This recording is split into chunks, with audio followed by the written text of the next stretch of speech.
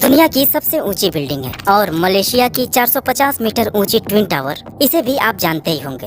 इन्हें सैमसंग ने बनाया है, जो शुरुआत में तो नूडल्स, फिश और सब्जी बेचा करती थी, लेकिन आज ये company fighter jet, ships, tanks और कंज्यूमर इलेक्ट्रॉनिक्स के अलावा इंश्योरेंस, फाइनेंस और केमिकल जैसे अलग अलग सेक्टर्स में भी काम करती है। हालांकि हम में से ज्यादातर लोग सैमसंग को उनके मोबाइल, टीवी, फ्रिज और इलेक्ट्रॉनिक आइटम्स की वजह से ही जानते हैं। और जब शाओमी और रियलमी जैसे चाइनीज ब्रांड इंडियन मार्केट में दाखिल हुए तो सबको लगा कि अब सैमसंग का हाल भी नोकिया जैसा होने वाला है, क्योंकि हमें सैमसंग के रियल साइज के बारे में जानकारी ही नहीं थी। आज एंड्रॉइड को भी गूगल के बाद अगर कोई कंट्रोल करता है तो वो सैमसंग है। और दुनिया की चाहे कोई भी कंपनी हो, सैमसंग की मदद के बिना एक स्मार्टफोन बना पाना बहुत ही ज्यादा मुश्किल है, चाहे वो गूगल का पिक्सल फोन हो या फिर एप्पल का आईफोन ही क्यों ना हो। अब आप सोच रहे होंगे कि नूडल्स, फिश और सब्जी बेचने वाली एक कंपनी ने इतना बड़ा बिजनेस एम्पायर कैसे खड़ा कर लिया। कहानी बड़ी ही दिलचस्प है। सैमसंग के नाम ढेर सारी कंट्रोवर्सीज हैं और अपने फास्ट एक्सपेंशन के लिए उन्हें कई बार गलत रास्तों से भी होकर गुजरना पड़ा। चलिए सब कुछ डिटेल में जानते हैं इस वीडियो में।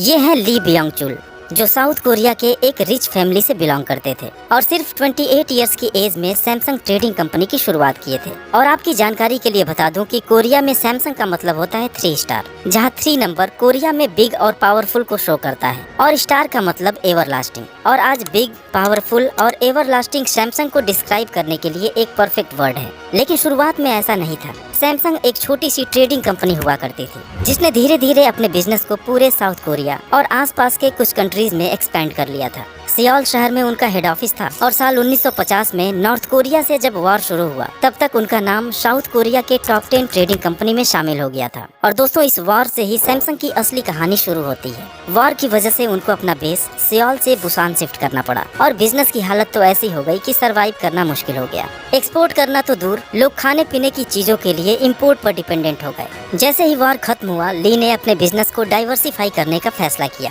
और लोगों के लिए सस्ते प्रोडक्ट्स बनाने के लिए काम करने लगे। कोरिया में शुगर केन का प्रोडक्शन काफी लार्ज स्केल पर होता है, इसलिए सैमसंग ने शुरुआत एक शुगर रिफाइनरी से की और उसके प्रॉफिट से ही टेक्सटाइल इंडस्ट्री में भी एंटर कर गए, ताकि लोगों के लिए सस्ते कपड़ों की जरूरत को पूरा किया जा सके। सैमसंग ने कोरिया का सबसे बड़ा वूलन मिल स्टार्ट किया और कपड़े भी बनाने लगे। दोस्तों, सैमसंग के डाइवर्सिफिकेशन ने कंपनी को डूबने से बचा लिया था, इसलिए ली ने इस स्ट्रेटजी को और भी एग्रेसिवली फॉलो करना शुरू कर दिया और अलग अलग एरिया में अपने प्रॉफिट को इन्वेस्ट करने लगे। सैमसंग ने अपने कई डिपार्टमेंटल स्टोर्स भी खोले और इंश्योरेंस बिजनेस में भी एंटर कर गए। आज की डेट में भी सैमसंग कोरिया की सबसे बड़ी इंश्योरेंस कंपनी है। इन सभी बिजनेस एक्सपेंशन से सैमसंग के पास इतना पैसा आने लगा कि ली बियोंग-चुल साउथ कोरिया के रिचेस्ट मैन बन गए। फिर साल आया 1968, जब सैमसंग बोर्ड ने इलेक्ट्रॉनिक्स के भी फील्ड में उतरने का फैसला लिया और 1 साल के भीतर ही सैमसंग इलेक्ट्रॉनिक्स ने अपना फर्स्ट प्रोडक्ट मार्केट में उतार दिया, जो था 12 इंच का एक ब्लैक एंड व्हाइट टीवी। और अगले कुछ ही सालों में सैमसंग दुनिया की नंबर 1 टीवी मैन्युफैक्चरर भी बन गई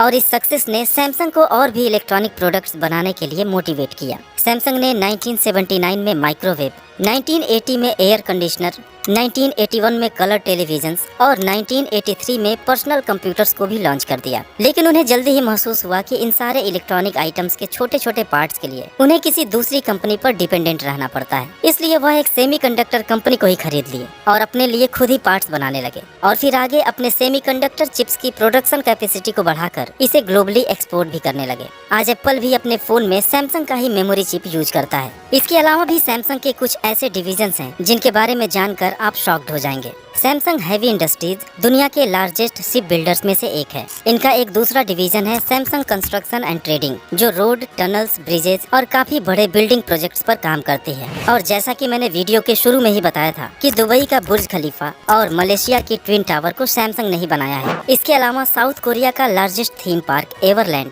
कई लग्जेरियस होटल्स और एक पूरा टाउन सैमसंग ओन करता है, जिसे सैमसंग टाउन के नाम से जाना जाता है। अब शायद जो लोग सैमसंग को एक मोबाइल फोन या कंज्यूमर इलेक्ट्रॉनिक्स की कंपनी समझते थे, वह मुश्किल से आइसबर्ग के ऊपर का एक छोटा सा हिस्सा था। यहाँ अभी हमने सैमसंग के नॉन प्रॉफिट फाउंडेशन का तो जिक्र भी नहीं किया, जिसमें सैमसंग की यूनिवर्सिटी और मेडिकल सेंटर शामिल है। जी हाँ, सैमसंग मेडिकल सेंटर। एक यंग एंटरप्रेन्योर छोटा सा बिजनेस स्टार्ट करता है, अपने बिजनेस को अलग अलग मार्केट्स में डाइवर्सिफाई करता है। कोई रुकावट नहीं, कोई चैलेंज नहीं और बहुत ही कम समय में एक मल्टी बिलियन एम्पायर खड़ा कर देता है। सुनने में यह स्टोरी एक इनक्रेडिबल बिजनेस सक्सेस की तरह लगती है, लेकिन ये पूरी कहानी नहीं है दोस्तों। इसके सक्सेस के पीछे की कहानी बहुत ही ज्यादा कंट्रोवर्शियल है। तो चलिए इस सक्सेस जर्नी के डार्क साइड को भी समझते हैं।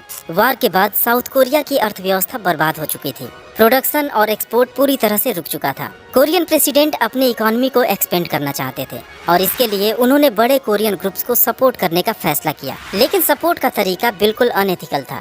सैमसंग, एलजी और ह्युंडई जैसे बड़े बिजनेसेस को आसान शर्तों पर लोन दिया गया, टैक्सेस में रियायत दी गई ताकि उनका बिजनेस एम्पायर बड़ा हो और देश की इकोनॉमी भी ग्रो कर सके। यहाँ तक कि जब सैमसंग ने इलेक्ट्रॉनिक्स के फील्ड में एंटर किया तो कोरियन गवर्नमेंट ने इलेक्ट्रॉनिक कंपनीज पर लगने वाले टैक्सेस को 50% तक रिड्यूस कर दिया और उनको कंपटीशन से बचाने के लिए गवर्नमेंट ने जापान और कई देशों को साउथ कोरिया में इलेक्ट्रॉनिक प्रोडक्ट बेचने पर ही बैन लगा दिया और कंज्यूमर्स को सैमसंग का प्रोडक्ट लेने पर मजबूर होना पड़ा। ऐसे तमाम फायदे सैमसंग को पहुँचाए गए जिसकी वजह से वो अपने कॉम्पिटिटर से काफी आगे निकलता गया। और कुछ रिपोर्ट्स की अगर माने तो वॉर के बाद मिलने वाले अमेरिकन रिलीफ फंड को भी सैमसंग के फायदे के लिए इस्तेमाल किया गया और ये सब कुछ हो पा रहा था सैमसंग के फाउंडर ली की वजह से, जो एक स्ट्रेटेजिक पॉलिटिकल कनेक्शन बनाने के खिलाड़ी माने जाते थे और साउथ कोरियन प्रेसिडेंट के अच्छे दोस्त थे। और इस दोस्ती की वजह से सैमसंग को हमेशा एक स्पेशल ट्रीटमेंट मिला। बाकी कंपनीज की तरह सैमसंग के ऊपर कोई एक्सपोर्ट लिमिट नहीं थी। एक्सपेंशन में उनको कभी भी फंड की कमी महसूस नहीं हुई क्योंकि सरकारी बैंक्स के दरवाजे उनके लिए हमेशा खुले हुए थे।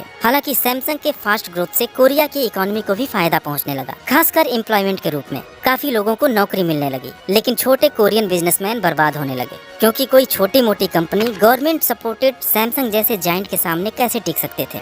सैमसंग इतनी पावरफुल हो गई कि जिस भी नए फील्ड में वो एंटर करते थे उसमें दूसरे बिजनेसेस को तहस नहस करने की ताकत रखते थे और इस तरह साउथ कोरिया की इकोनॉमी जाने अनजाने एक कंपनी के ऊपर ही कुछ ज्यादा निर्भर हो गई।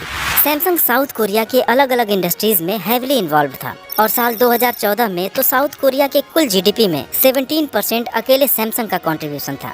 एलजी और ह्युंडई की कहानी भी कुछ मिलती जुलती है, लेकिन सैमसंग उसमें सबसे बड़ा है। और पूरे कोरियन बिजनेस एम्पायर को जिस तरह कुछ गिनी चुनी कंपनीज ने अपने हाथ में लिया, उससे साउथ कोरिया का ज्यादातर पैसा, पावर और इन्फ्लुएंस 2-3 बिजनेस फैमिलीज के कंट्रोल में चला गया। साल 1987 में ली बियोंग चुल की डेथ के बाद उनके बेटे ली कुन ही ने उनकी जगह संभाल ली, जिनके समय में सैमसंग और गवर्नमेंट का रिलेशन और भी ज्यादा कंट्रोवर्शियल हो गया।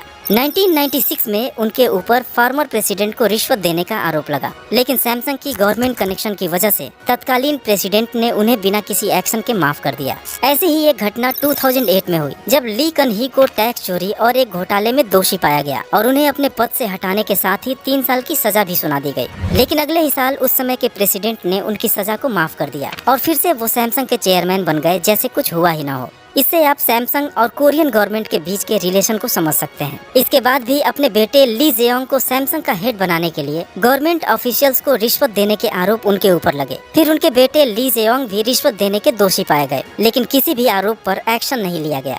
आज सैमसंग के खिलाफ आवाज उठाने की हिम्मत किसी में नहीं है। लोग जानते हैं कि सैमसंग के खिलाफ आवाज उठाना मतलब गवर्नमेंट के खिलाफ आवाज उठाना है। और साउथ कोरिया के ज्यादातर लोग तो अब ये मानने लगे हैं कि सैमसंग को अब कोई हरा नहीं सकता और वो सरकारी नियम कानून के ऊपर है। अब दोस्तों, वीडियो के शुरुआत में बताए गए सैमसंग की सक्सेस जर्नी का बैकग्राउंड भी आपको समझ में आ रहा होगा। सैमसंग के हिस्ट्री में हुए एक इंसिडेंट का जिक्र करना भी जरूरी है जिसने उसके रेपुटेशन और मार्केट शेयर को हिलाकर रख दिया था। ये बात है 2016 की, जब सैमसंग की नोट 7 सीरीज के मोबाइल फोन्स में ब्लास्ट की खबरें आने लगी। पूरी दुनिया की मीडिया में फोन एक्सप्लोजन की खबर हेडलाइन बन गई। यहाँ तक कि एयरलाइंस में इस फोन को बैन कर दिया गया। सैमसंग के ऊपर इतना प्रेशर आ गया कि फोन का प्रोडक्शन बंद करके मार्केट के फोन्स को भी रिकॉल करना पड़ा, जिसकी वजह से सैमसंग को $5 बिलियन का नुकसान हुआ था। कंपनी ने उस समय एक्सप्लोजन की वजह मोबाइल की बैटरी को बताया था, लेकिन बाद में ये सच्चाई निकलकर सामने आई कि एप्पल से कम्पीट करने के लिए एक फीचर रिच स्मार्टफोन की सख्त जरूरत थी, जिसे सैमसंग ने डिजाइन टीम और इंजीनियर से जल्दबाजी में तैयार कराया था और बिना प्रॉपर टेस्टिंग और क्वालिटी कंट्रोल के एक डेंजरस फोन को मार्केट में उतार दिया था। हालांकि इन सभी कंट्रोवर्सीज और बैड प्रैक्टिसेस के बाद भी सैमसंग सक्सेसफुल होता चला गया। एक के बाद एक लगातार अपने इनोवेटिव प्रोडक्ट्स पेश करता रहा, जिससे उसका साइज, रेवेन्यू और दुनिया में उसकी पकड़ बढ़ती गई। पिछले कुछ सालों में सस्ते और फीचर रिच चाइनीज फोन्स ने इंडिया में सैमसंग का मार्केट शेयर कुछ कम तो जरूर किया था, लेकिन करंट सेल्स फिगर बताते हैं कि लोगों का प्यार अब इन चाइनीज ब्रांड से कम हो रहा है और एक बार फिर सैमसंग जोरदार बाउंस बैक करने वाला है। उम्मीद